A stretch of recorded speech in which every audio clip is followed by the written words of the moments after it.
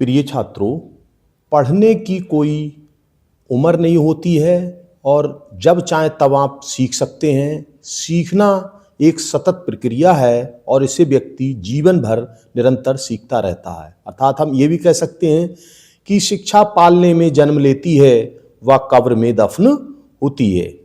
तो छात्रों, आज के लिए हम प्रश्न लेके आए हैं, लोकतंत्र लोकतंत्र का अर्थ क्या है, इसकी परिभाषा, विशेषताएं व लाभ बताइए।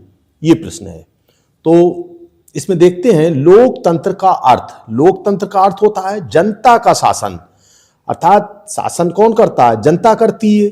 लेकिन एक इतने बड़े क्षेत्रफल, विस्तृत क्षेत्रफल है हमारे देश का, 32,87,263 वर्ग किलोमीटर में फैला हुआ है। तो यहाँ की संपूर्ण लगभग 1.5 अरब जनसंख्या को एक जगह बिठाल करके समस्याओं का समाधान किया जा सकता है या एक जगह कहीं बिठाला जा सकता है। ऐसी स्थिति में लोकतंत्र से प्रतिनिधि चुनकर आते हैं। एक विधायक चुना जाता है, वो राज्य सरकार के अंतर्गत आता है, और सांसद चुना जाता है जो केंद्र सरकार के अंतर्गत आता है। 2 तरह की सरकारें हमारे देश में कार्य करती हैं। तो लोकसभा में कुल सदस्य संख्या जो रखी गई है वो है 545 थी पहले। अब वर्तमान में 2 एंग्लो इंडियन समाप्त कर दिए गए हैं। अब 2020 में तो 543 संख्या रह गई है। और बहुमत के लिए संख्या कितनी होनी चाहिए, इनसे इन्हें भाग करेंगे तो 272 करीब आएगी, 272 आएगी, इनके 71.5।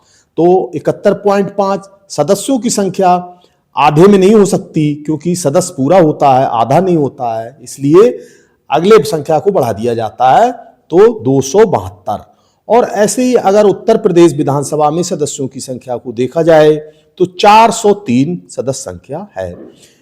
बहुमत के लिए आधे से अधिक, इनके तो 202 भाग करेंगे तो 201 पॉइंट कुछ आएगा, लेकिन इसको 202 बहुमत के लिए पूर्ण मानी गई है। तो इस तरह से अगर देखा जाए तो बहुमत के लिए ना तो राज्य सरकार के पास उत्तर प्रदेश में बहुमत है और ना केंद्र सरकार के पास अपना बहुमत है। दोनों में क्या है, दोनों में अपना सहयोगी पार्टियां जो स्वेच्छा से अपना सहयोग देना चाहती हैं और उनकी विचारधाराएं मिलती हैं, तो ऐसी स्थिति में एक दूसरे का सहयोग करती हैं। और भारतीय जनता पार्टी ने केंद्र और राज्य दोनों में सरकार अपनी बनाई है। राज्य में देखा जाए तो हमारे माननीय मुख्यमंत्री योगी आदित्यनाथ जी हैं और केंद्र सरकार में प्रधानमंत्री होता है और प्रधानमंत्री माननीय नरेंद्र दामोदर दास मोदी हैं। तो इस तरह देखें तो हमारे क्षेत्र के जो विधायक होते हैं तो वो चुने जाते हैं, 10 लाख 12 लाख जो भी आबादी निर्धारित की जाती है उसके अनुसार चुने जाते हैं, और वो जाके हमारे क्षेत्र की समस्याओं को कहाँ, राज्य सरकार में विधानसभा में रखते हैं। क्षेत्र क्यों, सभी लोगों का वहां जाकर अपनी समस्याओं को बताना असंभव है। ऐसी स्थिति में हम अपना एक प्रतिनिधि चुनकर भेजते हैं, वो प्रतिनिधि हमारी समस्याएं वहां रखता है। ऐसी केंद्र सरकार में यदि देखा जाए तो केंद्र सरकार में भी ऐसी ही यही स्थिति है।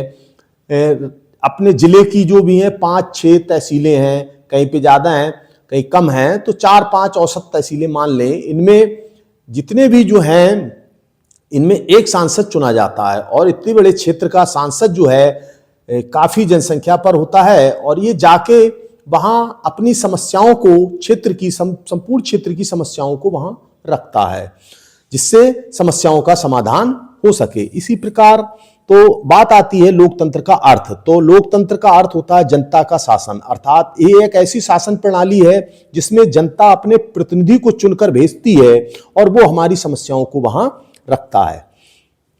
आती है लोकतंत्र की परिभाषा। सबसे अधिक लोकप्रिय लोकतंत्र की जो परिभाषा है वो है अब्राहम लिंकन की।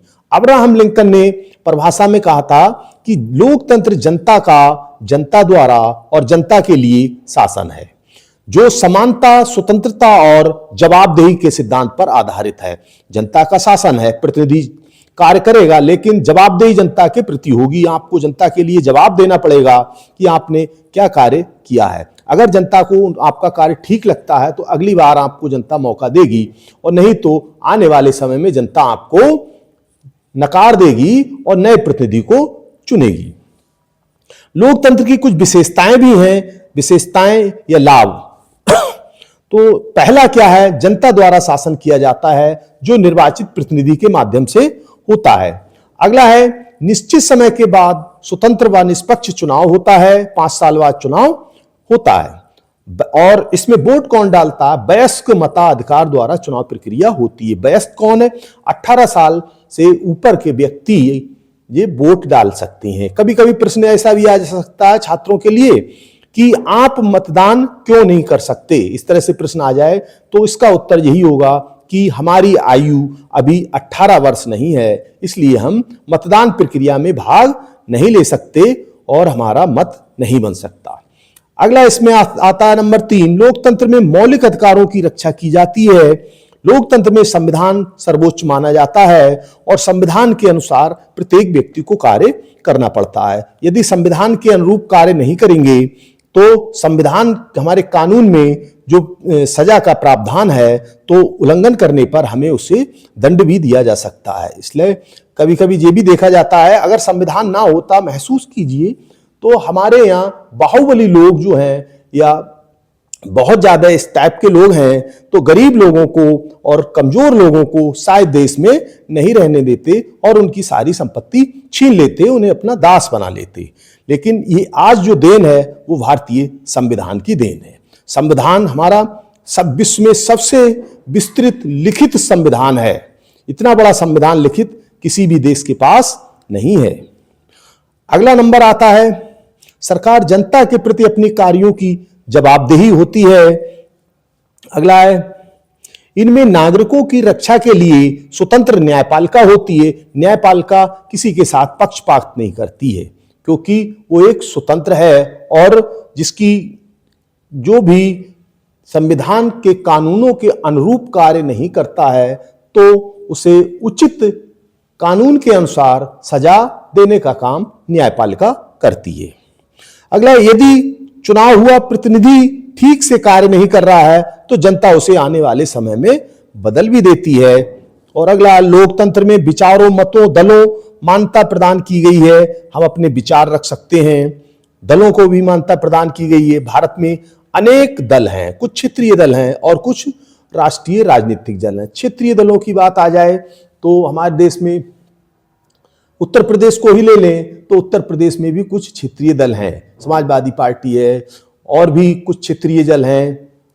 इस तरह से अगर देखा जाए तो और राष्ट्रीय राजनीतिक दलों की बात आती तो कांग्रेस पार्टी है, भारतीय जनता पार्टी है, ये ऐसे दल हैं जो राष्ट्रीय राजनीतिक दल हैं। और भी दल हैं। अगला आता है, इनमें बहुमत का शासन होता है, अर्थात जिस दल के पास बहुमत है वह अपनी सरकार बनाता है। तो बहुमत की बात अभी हम आपको बता रहे थे कि आधे से अधिक, तो आधे से अधिक ना तो उत्तर प्रदेश सरकार के पास हैं और ना केंद्र सरकार के पास हैं। तो ऐसी स्थिति में इन्होंने दूसरों के सहयोग से अपनी सरकार को बनाया है। अगला आता है इसमें